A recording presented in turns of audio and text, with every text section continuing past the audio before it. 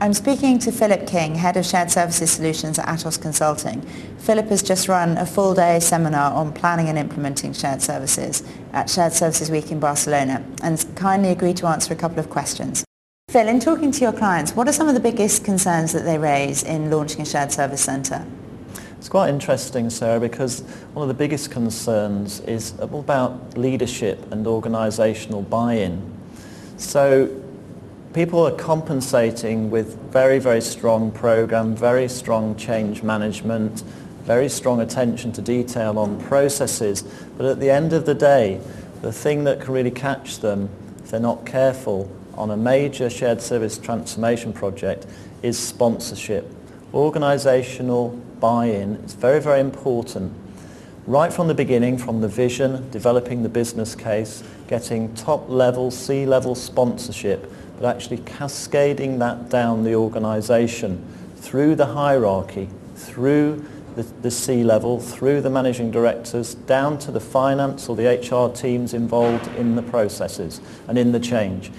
If people can't see it coming down from the top, any chink in that chain of command in terms of alignment on the new vision, people will spot it. And the first time it goes wrong, people will be back to the C-level. We told you so.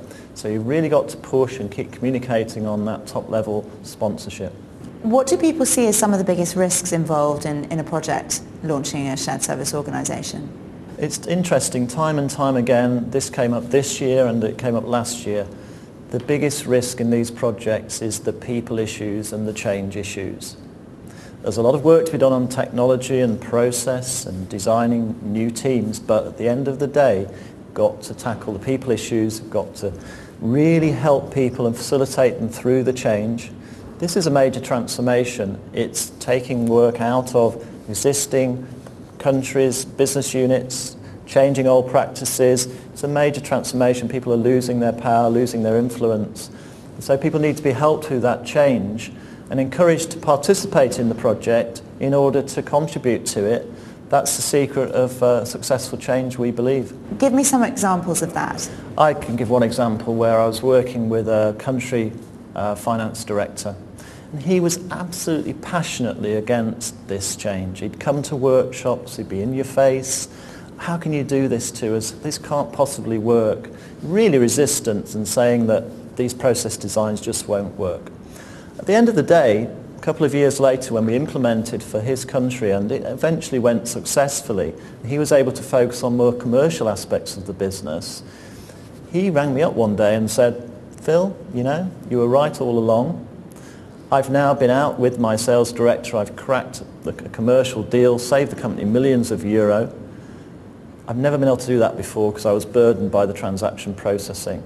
And he'd come through that change circle and come out the other side and was really appreciative of the Shared Service Centre project in the end. But he at the front was the biggest resistor. How did you bring the resistance out? First thing is really stakeholder management. So what we do is a series of interviews with key stakeholders who are going to be affected by the project or who might have some influence over it. And we really carry out a series of structured interviews to find out what their views are.